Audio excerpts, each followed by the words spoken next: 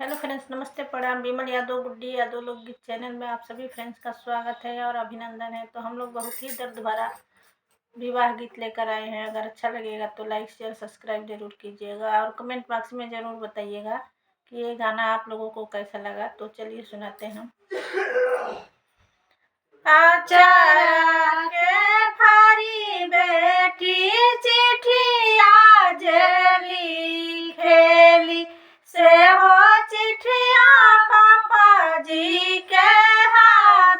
आचारा के फारी बेटी चिट्ठी आज लिखेली से हो चिट्ठिया पापा जी के हाथ। सबावा बैठल तू पापा हो अपन पापा चिट्ठिया लिहले हाथ।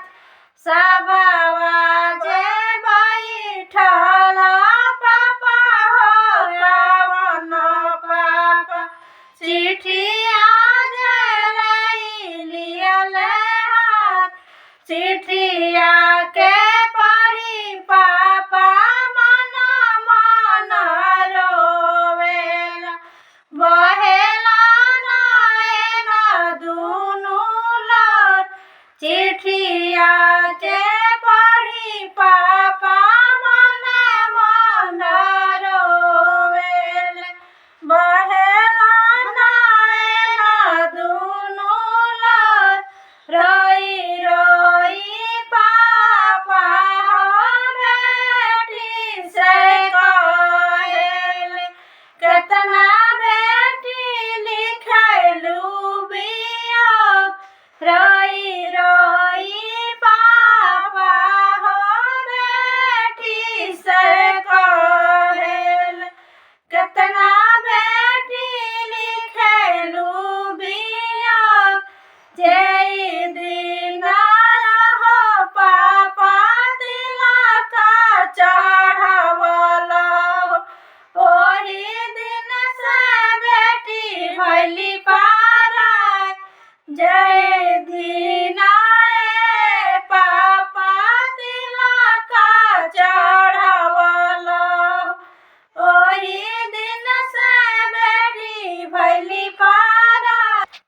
जही दीना पापा दिला कन्यादानवा ओही दीना बेटी भैली पारा। जही दीना पापा दिला कन्यादानवा ओही दीना बेटी भैली पारा। जय दीना भैया धरावा गिरवाला ओही दिन से बहनी भैली पारा। जय दीना भैया धरावा गिरवाला ओही दिन से बहनी भैली पारा। जय दीना भाभी खैया डललू जीरावा जय दिन से नंदो भैली पारा। जय दीना भाभी खैया डललू जीरावा ओही दिन से नंदो भैली पारा। आचारा के फारी बेटी चिट्ठी आज लिखेली से हो चिट्ठी पापा जी